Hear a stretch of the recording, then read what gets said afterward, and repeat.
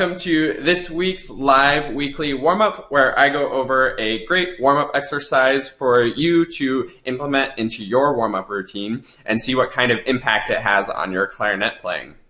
Remember, I think that warm-ups are the most important thing for to focus on in our playing and to improve our clarinet playing in the long term and get those fundamentals down. So make sure that you are always practicing warm-ups, and I hope the exercise that I go over today will be helpful for you.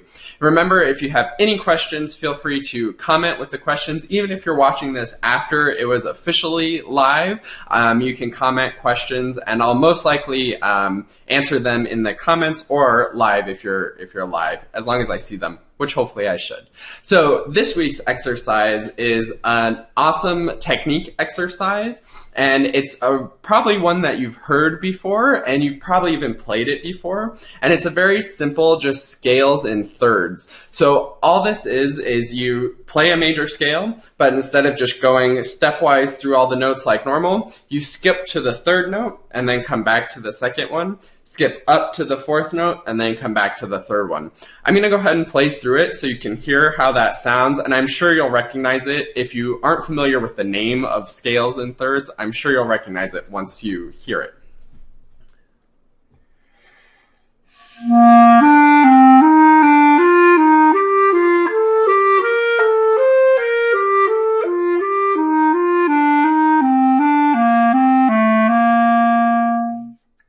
So I'm sure that sounds probably familiar to you. Even if you've never actually played a scale in thirds, I'm sure you've heard it. It's a pretty popular sort of scale exercise that maybe you've heard other people warming up with or have practiced it yourself. So what's nice about this exercise is it rearranges the groupings of the normal major scale, so it gives you some new finger patterns to think about and to practice, and that's why I like doing it and think it's so powerful for improving things. And just like all of the technique exercises, you can sort of go two routes with it. You can either go really nice and slow, where you're almost thinking of it as kind of a long tone and really focusing on getting a really, really great sound and connection between every single notes.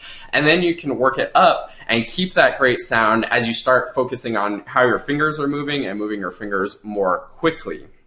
One other thing that I want to talk about with this particular exercise is a little bit more of an advanced phrasing and grouping idea. This actually comes from David McGill's book, Sound in Motion, that I've been reading recently. And that, of course, is all based on Marcel Tabuteau, who was the principal oboist of the Philadelphia Orchestra and sort of established the American style of oboe playing. And also the Philadelphia Orchestra was sort of a leader in the whole American style of orchestras as well. So he's a really important figure in the history of all woodwinds and especially oboists. And David McGill's book, Sound in Motion, goes in detail about some of the things he taught. And this grouping thing that I want to talk about is one of the really important things that he did. So when you're playing a scale in thirds, you may be tempted to play it sort of like this, where you really emphasize the beats. So if you're thinking in eighth notes, 1 and 2 and 3 and you get something sort of like this.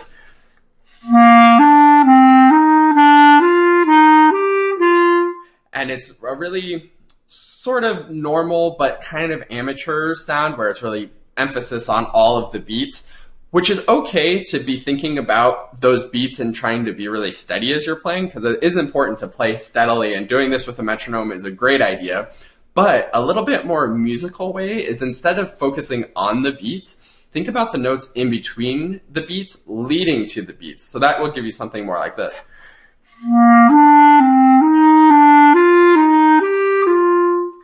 And that's a much more musical way of doing this, because it's actually those in-between notes that are important. If you leave out the in-between notes, then you just have, and that's just a scale, right? But those in-between notes are kind of interesting, and what makes this whole pattern of the scale in thirds different than just a normal scale. So we can actually emphasize those and lean into those a little bit, sort of like an appoggiatura. If you've studied music theory and you know what that is, then you know what that is. And if you haven't, I'm not going to explain it in this video, but it's a music theory term and has to do with the way notes are grouped. So you have sort of this interesting new note that's the appoggiatura that we can emphasize and then resolve to the normal note of the scale.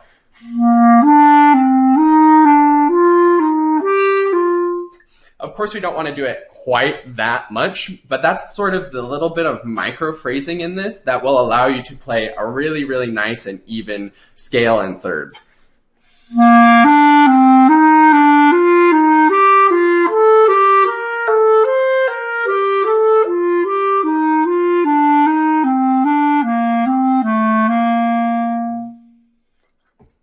So I hope that makes sense to you, and I hope you see how we don't always want to be so focused on the beats, and music is always more about how we're moving forward to the next beat. So sometimes that in-between stuff and those subdivisions of the beat that we don't always focus on so much can be really important. And this is a really great exercise to start thinking about that, as well as having these nice, small, easy to control intervals that we can be moving in between to make sure that we always have a really great sound on any interval that we have to do across the clarinet.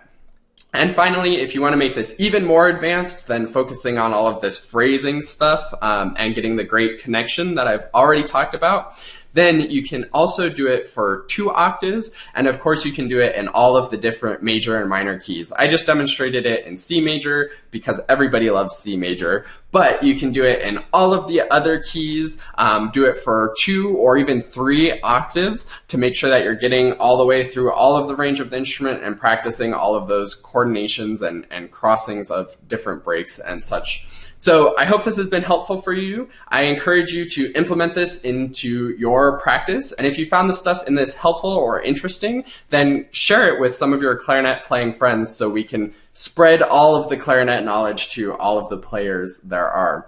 And speaking of spreading clarinet knowledge, I'm really excited because starting this week, actually, I am doing a free training series over at Quick Start Clarinet where I'm going to be releasing different training videos that go really in depth with some different training things. So if you're interested in that, go to quickstartclarinet.com/training, and that will be super awesome for you to get all of these different trainings and learn more about playing the clarinet. And we actually have a question which I will answer live. I found lots of these different scale patterns, I think, in Barramon, and which book do I use? So actually, I'm definitely familiar with Barramon. I also really like the Albert Scales book, which I've mentioned on one of these live streams before, but I can definitely put that in a comment. It's the Albert, like 24 varied scales, something to that effect. And the Barramon, or the Albert, is 7 different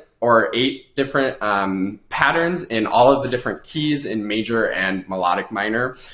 So that's a really cool book. It's a little bit more simple than Barramon, which I actually like, but Barramon is great as well. That's sort of the gold standard for clarinet scale studies. I also wrote my own method book, which is the Next Generation Clarinet Method, which you can find more information by going to quickstartclarinet.com/nextgenbook. And that also has scales and thirds in it because scales and thirds are such a popular exercise. And that book pretty much has all of my favorite warm-up exercises.